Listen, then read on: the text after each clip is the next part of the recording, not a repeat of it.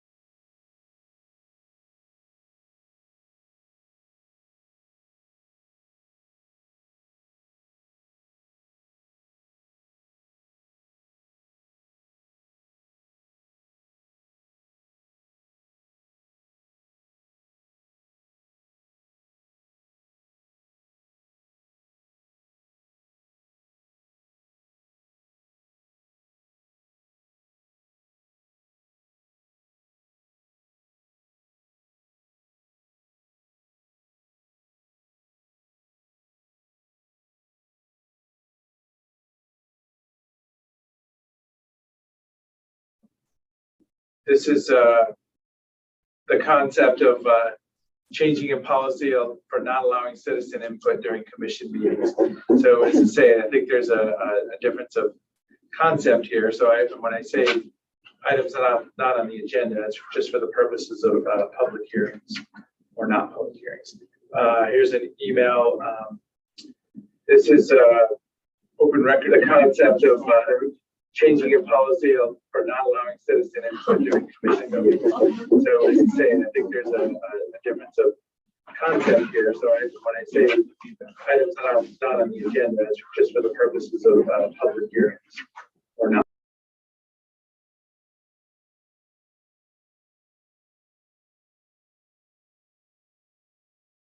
Policy for not allowing citizen input during commission meetings. So as I say, I think there's a difference of concept here. So when I say items that are not on the agenda. There we go. Okay, so we started playing back our own Zoom with a big delay. So, okay.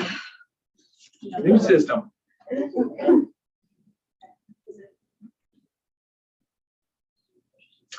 Here's one regarding to Thornburg open record period.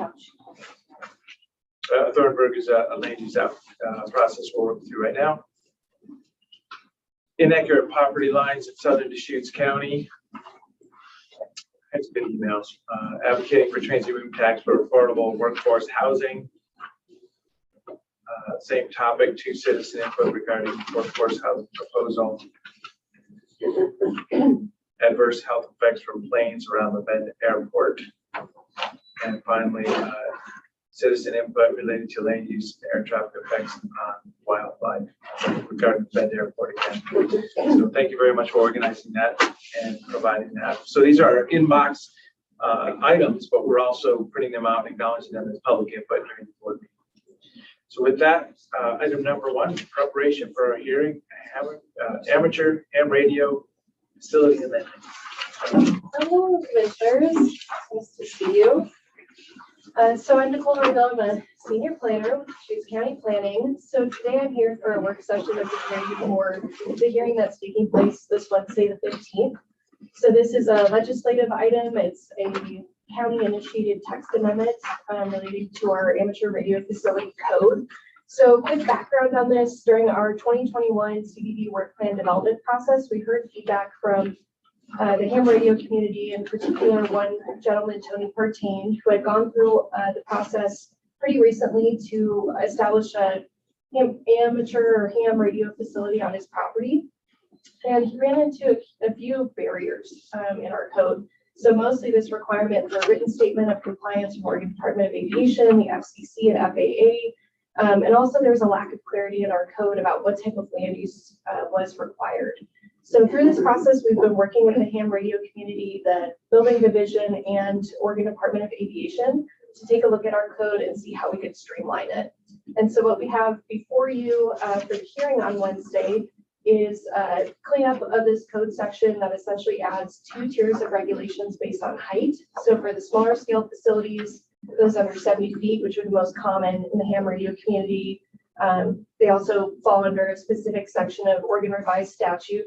Those will be the most streamlined, so allowed outright permitted as an accessory use, no formal written determination of compliance from those agencies I mentioned, but there is still the aesthetic and setback requirements required that are currently in our code today.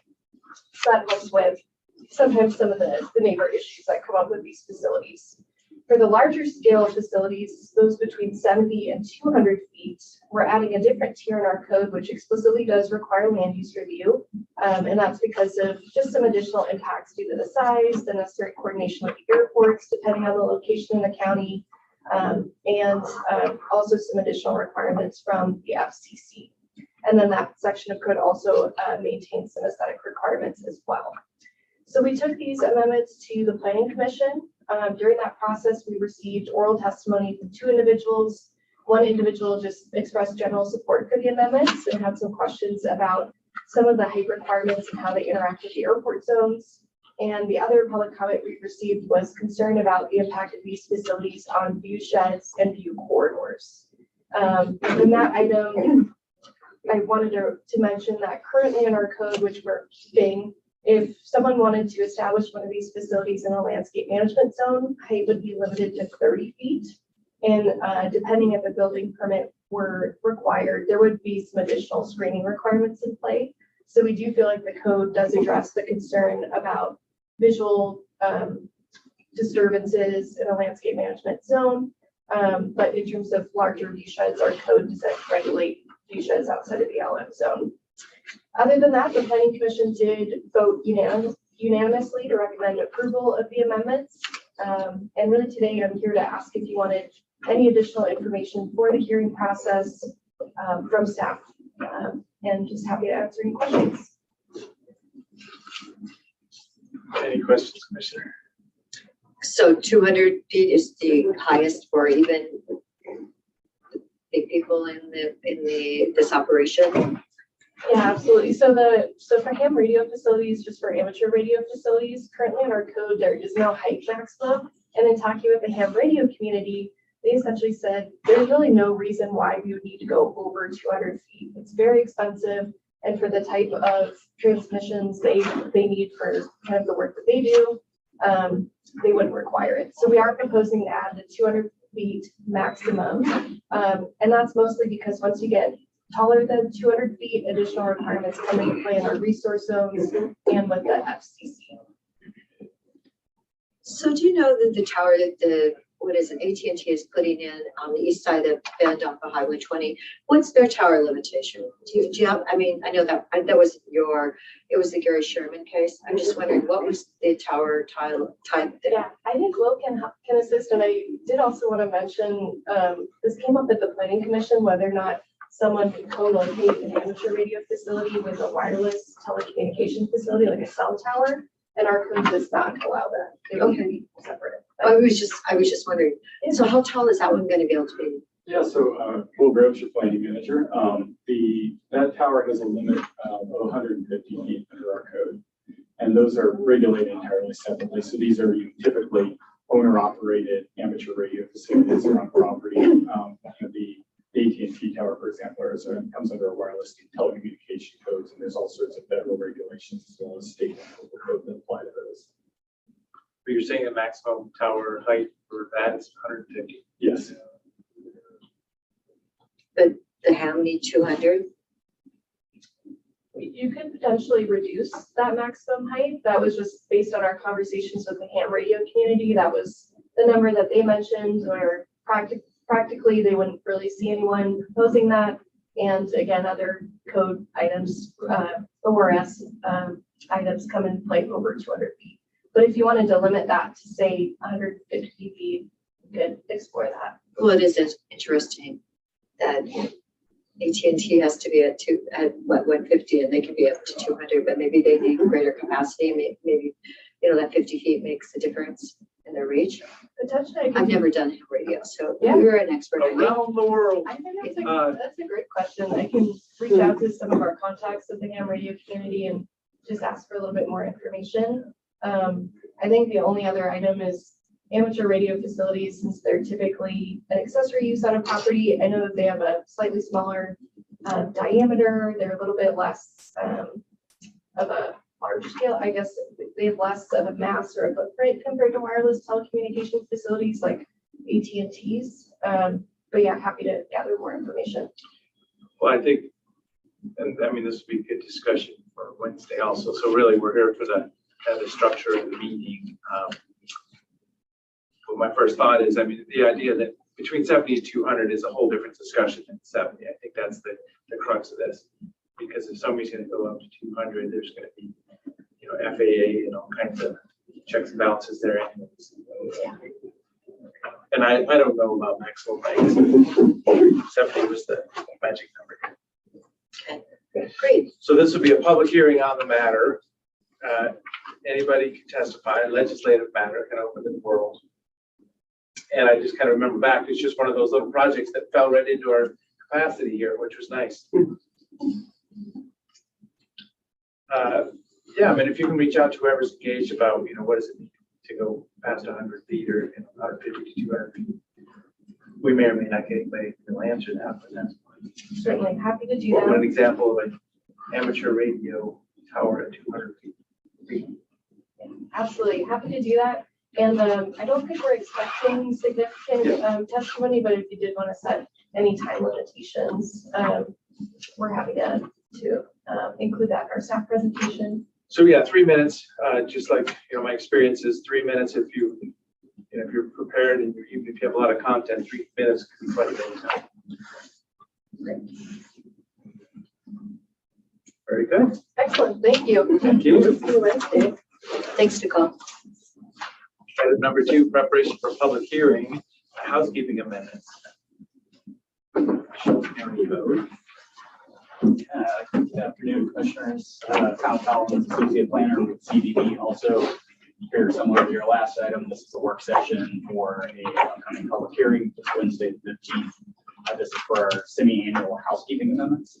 So just background here, refresher on housekeeping amendments. So throughout, typically the last time that we've done this, both county staff and submissions from the public identify either errors in code, omissions, incomplete references associated with code, and big updates to state law that we ultimately have to bring into our local ordinances themselves. And these are all kind of captured for one big package that we try to do as a fell sweep. These are all very, I would call it low order corrections to the code generally, to do periodically, just to ensure that we're up to date. This is following a planning commission hearing on this item that occurred on January 26th. We didn't receive any public testimony during that public hearing. We did have one written comment that came in prior to that, specifically identifying incorrect reference in our county's Goal 5 cultural and historic resources. The Lynch and Robert Store advertisement was referenced in that written comment as being identified as being on the incorrect tax law. Correction to that Goal 5 resources included in the housekeeping. So that was actually already captured prior to receiving the comment. Like I said, no additional testimony was received at the planning commission hearing, and they ultimately they approved to send these forward unanimously as one big package. I'm not going to go through all of them individually today here as part of the work session. I will go through them in a little bit more detail during the public hearing on Wednesday, just for the benefit of the public. But as of right now, open it up to any questions you might have for me as staff, any questions you have regarding the hearing itself. So, Kyle, on your memo, you might want to change it to 1 p.m. for our work session on the first page, just for the official record or whatever. I don't know if you can go back and do that or not. I think it's already submitted. There's okay. the deadline all kind of occurred very quickly, and these are back to back, but definitely make it of that. Okay, well, it's we're already here. So the lot of record stuff, is that driven by legislative or our experience on the ground, or? That's driven by change to state law. So without diving too far into the weeds here, a lot of record verifications. I think the board is familiar with these popping up over the last several years. For properties that found themselves in a position where they were not identified as single lots of record, where they submitted a formal application to us, and ultimately we found that they were not legally established, but they had pre-existing development. So we began issuing things like building permits, septic permits, et cetera, for those properties. There's a carve out in state law that allows those properties to validate themselves as legal lots of record so that they don't have issues moving forward. Initially, that validation process only allowed for 90 days in order to complete everything, which was hiring a surveyor, having a survey prepared, getting that to the county, and ultimately going through the entire process. And we found sort of a workaround administratively in-house to avoid some of those issues. But the state legislature obviously found that this was a problem generally statewide, so they've extended that window of time to complete the validation process up to a full year. Great. I mean, that's the only topic for it. Well, that's interesting. Whenever that comes up. Yeah, so same thing, 3-minute testimony if there's any request to speak on this. And looks like the land disposal site terminology was propagated through. I'm sure that was just an opportunity to look at it once and then just search it for place, basically. That followed on from a previous series of housekeeping amendments from 2019. We were changing over a series. Over time, we had collected a number of different terms for landfills, land disposal sites, et cetera. and they were mismatched with what the references are in the ORS, the state statute language. And when those were changed over in 2019, we ultimately did capture all instances of incorrect terminology throughout our code. And this is an attempt to basically finish the job that we started in 2019. Great. So yeah, as you said, these are setting up for the public hearings. We're not going to go any farther in the content here. Any other questions on the structure?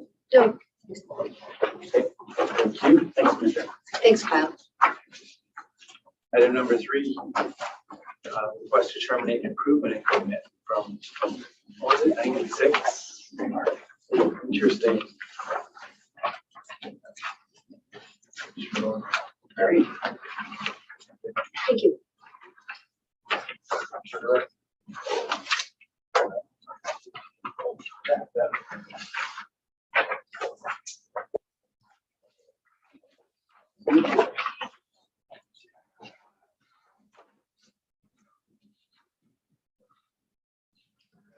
Good afternoon, Commissioners. For the record, Nathaniel Miller, Associate Planner with the Planning Division. The work session item for you this afternoon is a request for a improvement agreement termination.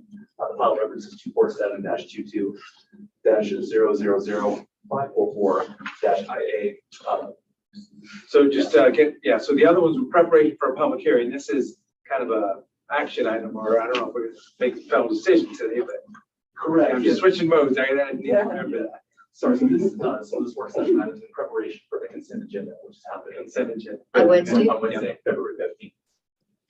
Yeah, so I guess this work session item is just to prepare you and to be able to answer any questions you might have, you know, as it comes up and you want to know more detail.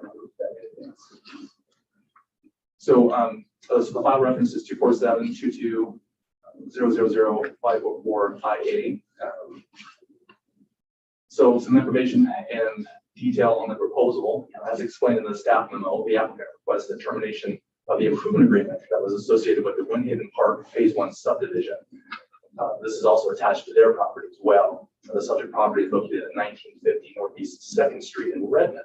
The provided maps should provide you some clarity about the location of the property and the proximity to the subdivision, which is further to the south. Staff would like to note that at the time of the subdivision, in 1996, the properties were within Deschutes County jurisdiction. The property and the subdivision are now within the city of Redmond. So during the review, the subject property was part of a large unit of land, which was subdivided. The subdivision approval included an improvement agreement for infrastructure development. As a condition of approval, the improvements were completed and the improvement bond was released in June 27, 2019. The platted lots in the subdivision are now separated. However, that legal association with the agreement remains on the subject property. So the improvement agreement continues to encumber the property as there was no termination clause embedded in the original contract. The owner has applied for an improvement agreement with as a permit process by which the termination can be presented to the Board of County Commissioners and lawfully removed from the title of the property. So staff would like to note that the improvement agreement termination was reviewed by legal counsel and is ready for signature. And with that, I'd like to open it up to any questions and or direction from the board. So Oh, I was just gonna say, so they just finally realized they needed to get this cleaned up? As I understand that the property is on the market, and Oh, okay. I think the person doing their due diligence realized that this improvement agreement was still attached to the property, and well, how do we get this removed from the property? And so, at senior planning staff's direction, they decided that the permit pathways would be just to go through this permit process to get it on the chain title. Okay, that's my question. So then the improvement agreement was executed fully, correct? I mean, it was a done deal. Correct. Yeah. So the intention may or may not have been to remove it. It didn't matter because it's a done deal. But I'm just thinking through the person wanting to buy a parcel, they just want to have it more clean. That's what he's saying. And then is this parcel served by this improvement? Is it the water infrastructure, water and sewer infrastructure? Do you know? I don't know that amount of detail, but I'm happy to do more research. I know it's in the city of Redmond. Not too complicated here. Looks like this is the Redmond Athletic Center on the bottom edge. So that's where that want improvement on that whole property there, the parcels that were subdivided. Okay, so consent agenda on Wednesday, we know more about it. And since it's fully completed, it's just really removing it from the title history of it. But there is probably water and sewer, I would assume water and sewer infrastructure available to that subject property, but that doesn't matter either if it was fully executed. I think we're all set? Okay. Great. Thank you, Nathan. Thank you. I'm gonna invite this today. So that's it. Call it a day. Oh no, is there other items? Well, other items. Yep. There's more stuff coming our way. We have 3 items. The first, if Jen, if you want to join us, we'll talk about the letters on, I believe it's House Bill 2505 and 2574. That's a before I sent it to 55. Oh, okay. Commissioners, the 2 letters that are on House Bill 2574 and Senate Bill 5505 are follows to the legislative call on Friday. And so Jen was able to coordinate with Health Services staff to put together drafts for your review. Both of these, I think we're a little bit tighter on timing on one. I think it's a 3 o'clock hearing tomorrow. But just looking for any feedback that you may have on these drafts. And then we can segue into the 3rd request, which we received from Doug late last night. So just PEP access was discussed. Right. There's a letter from Dr. Fawcett, and he's actually submitting testimony, and this looks incredibly similar to what his letter said. Okay. So we do them individually. You support this letter? I do. I support that one. You want to make a motion then? So we just do Yes, it? I move well. Our signatures on the letter for House Bill 2574, PEP access. And Letter of it's support. really helped, letter of support, and it actually, he cited that the rural counties really need this additional help. And I'll second it then. This will go to our senators and representatives. Any other discussion? Seeing none, Commissioner Dare? Yes. And chair votes yes. Next one. And the second letter in your packet, and I think just to, on that housekeeping of this, staff will reach out to Commissioner Chang as he is traveling and see if he's comfortable with us using an electronic signature. And if we can't facilitate that, we'll modify the signature block for your signatures so we can get it submitted. The second letter is support for Senate Bill 5505, which was also discussed Friday during the legislative call. I believe Paul Harris has been asked to testify and plans to do so. So this is a letter talking about impacts funding and the impact that that has for the stabilization side. So the acronym impacts is from the state legislature. Is that their project? I know, because we use that. I just don't feel. Do you know that? I don't know the history. And that maybe just to introduce the acronym for ourselves, even for the legislators, you know, because I know we, pull it up real quick. yeah, we keep using that. It looks like impact stands for improving people's access to community-based treatment, and it's go ahead, Commissioner. No, I was just going to say, isn't it through the Department of Justice or something? Criminal Justice Commission. Yes. Looks like. Yeah, not quite the right words, but yeah. So it's, yeah, but go ahead and write that out one time, just so we don't throw the acronym through there and assume everybody knows what I mean. But I would be supportive of this also. I think we've actually received 4 years of funding through that grant. It was 2 years and then we received it again. So you want to make a motion in support? Yes, I move we sign letter for Senate Bill 5505, supporting the application for the impacts grant. And I will second it. Any other discussion? Seeing none, Commissioner Dare? Yes. Chair votes yes. Okay. And then the last letter in the packet today is a letter of support that was shared with Doug Riggs for House Bill 3205. This modifies the definition of compensation. Essentially, it it exempts certain bonuses from pay equity requirements. And so Doug is asking if the county would like to add its logo to this letter of support for the bill. I think in our initial bill review, you did review another bill that dealt with a similar topic, but we haven't yet reviewed this bill. And so we sent that to HR for their review this morning, but wanted to get this request in front of you. So we haven't heard back from HR then? Not you. I don't know if you want me to. We briefly discussed it with Kathleen this morning, but she hasn't formally completed her review through the process. Okay. Well, it's interesting that Oregon made bonuses disallowable and all the other states were doing them. So, we really need to be able to hire more people in different spots. This isn't just public though, right? That's exactly what I'm seeing. This is everybody, because I'm seeing This- NFIB and Right. general contractors and all kinds of stuff. Lamb Weston, Yeah. private, yeah. Yes, the challenges, unprecedented staffing challenges. Yeah, that's interesting. It is interesting, isn't it? Anyway, well, I guess I would support having our logo on this if HR doesn't believe it's a problem. Then I do too. But I'm looking at- Would you like us to go ahead and move forward before the bill review is completed with this, or would you like to hold until we get that bill reviewed and have a chance to discuss it on Friday? Oregon Restaurant and Lodging Association, hospitals and health system. I'm supportive of just getting our logo on here. Okay. Taking a position. Support Yes, bonuses. Retention bonuses. thank you. Thank you for upping that. Jenny, we might cover the federal. So we have a work session with the Board of Commissioners, which you can join us, yeah. I got a big problem with Epic.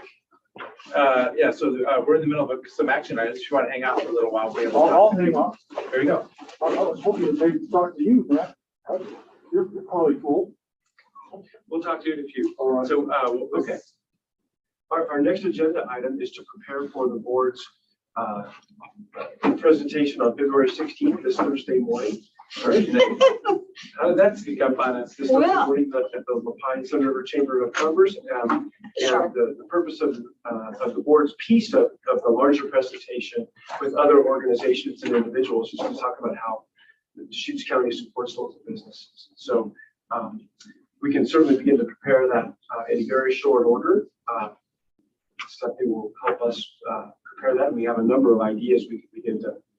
The board, the county does a lot already, and we can begin to summarize those in the presentation. But I'll turn it over to you. Yep, so the breakfast is, like Nick said, this Thursday at Shark. The guest speakers, there's 4 different groups speaking for an hour and a half total, so I'd estimate maybe 20 minutes for your presentation. I'm happy and with Whitney's help to provide just talking points for you guys. You can also do a slide presentation. So the whole breakfast is an hour and a half?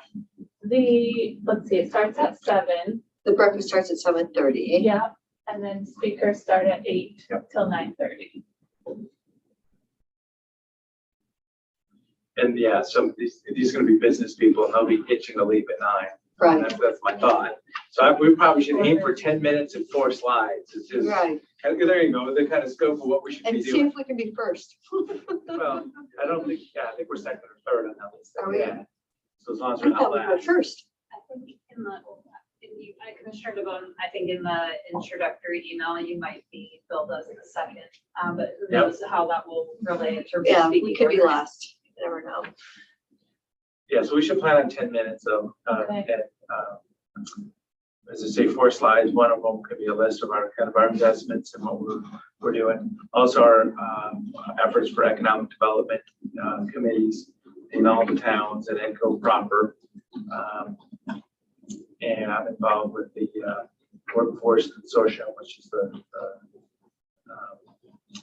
workforce offices themselves. Yeah, so we'll put something in, and then review it again on Wednesday. 4 slides. Sure. When you get it together, can you email it to us like tomorrow? That would be nice. Okay. Yeah, there's a lot that we can contribute. I mean, and ARPA is not just what the board did with small businesses, but it's also childcare and housing, it's land donations, TRT that supports COVA, CPACE, which recently the board adopted. There's a lot of things we can talk for at least an hour and a half Yes, if we needed to. But we'll be sure we begin to capture those and circulate those tomorrow, so you can have a first look at them and finalize it by Wednesday. So I think they want it sometime earlier Wednesday with the presentation, first thing from Thursday morning. Right, yep, we said slides Wednesday, like afternoon at the latest, so we can do that. Is there a possibility that I can make it to that meeting? You said housing? It's about housing, that meeting is gonna be about housing? So yeah, this is our work session, kind of a public meeting, but not to be engaged. No, I'm just saying that I would But like yeah, to go to that. sounds- sure, And that's yeah. on Wednesday, right? Yep. Wednesday at what time, 2? Seven Thursday starts morning. at 7 Thursday morning. The Sun River Chamber and Lapine Chamber, both of them, either one you can call and ask to join. Oh, okay. Because basically I'm in a housing situation where the students, We'll talk in a few minutes. Let's Okay. say, let's get through a few All right, items. all right. I trust you, Tony. I've seen you before, man. There you go. You're a good dude, man. I'm just, Thank you. at wit's end right now. That's all, positive things. I'm not trying to do the right thing. That's all I'm trying to do. You know what I mean? Good. And then do we want to talk about leadership Redmond too? Okay. So Thursday, March 16th is, A the month leadership, later, March 16th. yeah, Okay. leadership Redmond presentation, similar to kind of leadership Bend, that was in January. And this will be at 8:30. They've allotted an hour for your presentation down in Barnes Sawyer. So I just wanted to get some ideas of what you'd like to include in that slide presentation. It can be very similar to leadership Bend or But we want to bring in more Redmond Redmond things. focus. Yes, like the 40 acres that we donated to them, it's now on the second name. And when are people actually going to get to move into that? Because that's supposed to be affordable housing. So yeah, Redmond issues, the land swap, safe parking and the other donations. So that'll be kind of a little scenario. Definitely we can use the same structures before. I will be able to be there. Nick and I were talking about this, so I'm going to be in Klamath Falls the day before, but I'll be sure to come home that night and I'll be able to be here that morning. Okay. Commissioner Chang may stay in Klamath Falls for this wildfire meeting that's happening. So it might just be the two of us, or he could dial in if I don't know if he's in the middle of something. We'll see what. Or I mean, yeah. So this is their scheduled time for us, right? Mm-hmm. We wouldn't move it. That's what I'm thinking. Right. We might be able to, well, within that day, we could potentially request a different time block because they typically have other speakers, I believe, if my memory. Yeah, so we should serves check me. with Commissioner Chang to see if there's any flexibility and how things might work. But yeah, just like we did with the bed chamber, let's do that set of slides. Opening up for questions was fine. You know, as I said, Commissioner Chang was really pushing hard. I think there's plenty of time to ask questions. Fine with me, but we'll provide some content also. On a couple of the topics that might be nice to include with that presentation at Redmond will be the North County campus and then Core 3. I mean, two really big initiatives that the county's involved in, focused in Redmond. Okay, perfect. And I'll bring a draft of that presentation back the week of March 6th, so you guys will have time to review. 10 days before. Thank you so much, Stephanie. Great, thank you. A final topic that we just received an email about here late this morning or early afternoon was from Gina Nichols with AOC, Association of Oregon Counties, regarding federal and allocations. Congressionally directed. Congressionally directed. Is this also affectionately known as earmarks, federal earmarks? It is, Perfect. and it's known as inflation and how much money we borrowed in the last 2 years, what is it, like $5 trillion? Well, yeah, I saw her email, I didn't read it. It's a request for, So the key is that as of this Wednesday, the February 15th, the congressional directed spending DDS will open and then it'll close on Friday, March 3rd. So we have just a couple of weeks. There are requests we want to make similar to those that we were successful with this past year with the Levine Health Center, and a couple of, and the courthouse, the tenant improvements, I think, was that I think Core 3 got 750,000. Core 3, there were some, anyway, there were some that we were successful with this past year. So if there are projects we want to identify for this next, you're right, that was the state, that was the state, the state process, not the federal process. I know. Yeah. Yeah. So just for us to begin to think about that, if that's something the board's interested in our submitting for funding requests or not.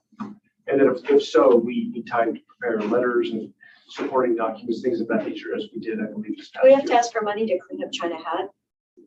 If we're doing a federal request, I mean, this is, yeah, like if we want them, if China Hat could be really cleaned up and not have it come down on us, because remember, we have done cleanup on a small scale there. But, you know, listening to people this morning, that could be really expensive, that cleanup.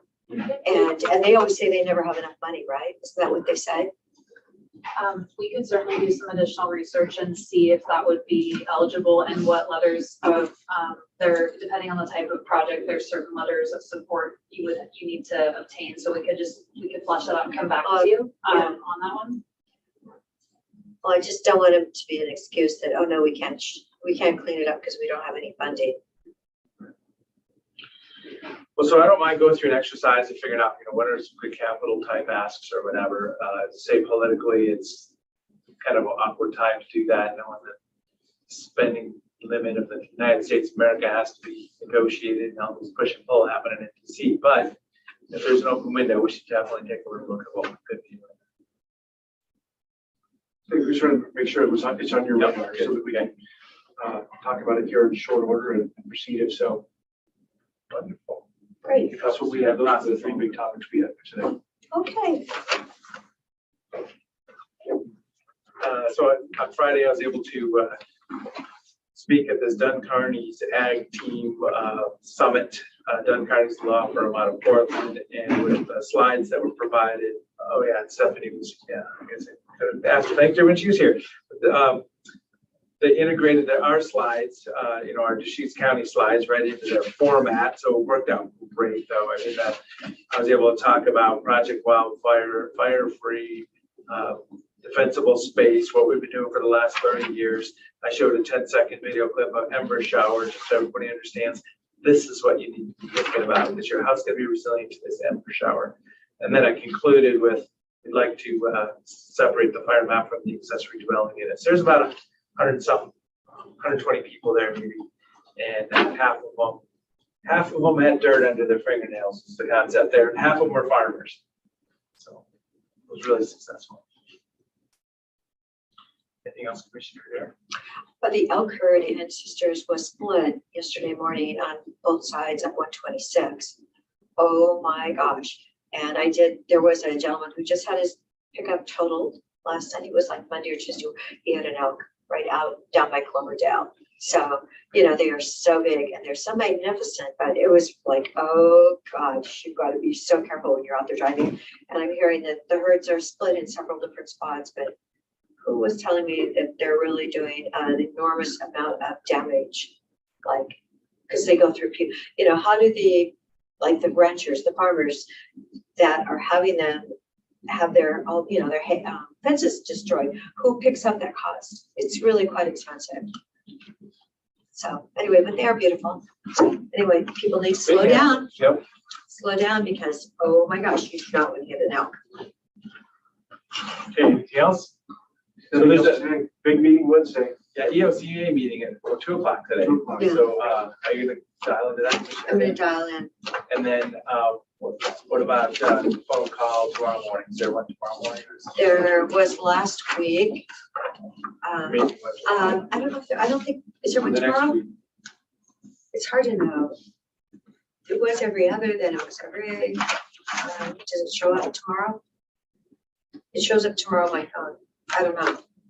So do you want So you're to? dialing into those regularly? I was, but you weren't on the one last week. That's right, yeah, I mean, that, because I'm. Okay, so there is one tomorrow at 7 So a.m. this EOCA meeting this afternoon is the public board meeting, online minutes and everything. And then that phone call is more of a legislative update with the senator's office, so that it's, yeah, not minutes and not a public meeting per se, so just acknowledging that. Oh, and I did do personally letters for the fairgrounds last week to support that. And I did another letter for 2089, which was getting the marijuana funding back to marijuana. Because AOC did vote to support that, 2089. It's really impacted smaller counties where they don't have public safety because they lost that funding, the revenue funding, such as Clapson County. So we'll see what happens there. It took $45 million from the counties who had marijuana to give it to Measure 110. And of course, you saw the problems they've had in the audit that they've done over Measure 110. Their funding has a lot of issues. Challenges. So anyway, people are saying that they really do need that money back. That's it. Okay, We're done? meeting adjourned. Okay. Yeah, Tony, I'm staying at, I've got a place and there's a problem in my place. This dude's squatting, right? He's squatting and he's living with this girl and they live below me. And basically I just kind of stayed away from them for a long time. And so what they're doing is they're like, Oh, this is nice. Thank you very harassing much. me, calling me names, calling me white trash, or, calling me these names. Yeah. And then like they're yelling at each other, like, and so I called the after hours place and they told me to get a hold of the police department. They called 911. I just went over to the police department and I told him what was going on. He told me that if I called 911, he was going to arrest me. Okay, so I'm basically doing everything I'm supposed to do. I filled out like 3 contracts in the last 2 months. They asked me how much money I'm making, my bank statements, do I have anybody living in my place? But meanwhile, the one below me, she's doing everything wrong and the management's not doing anything about it. Mika Grimes, she's just not doing nothing about it. So she's been really harassing me. She's part of the problem, Mika Grimes. She's, like 3 or 4 months ago, she was saying I wasn't paying and I got copies of all my payments. So she's grouping up with, is this an apartment here? Epic property.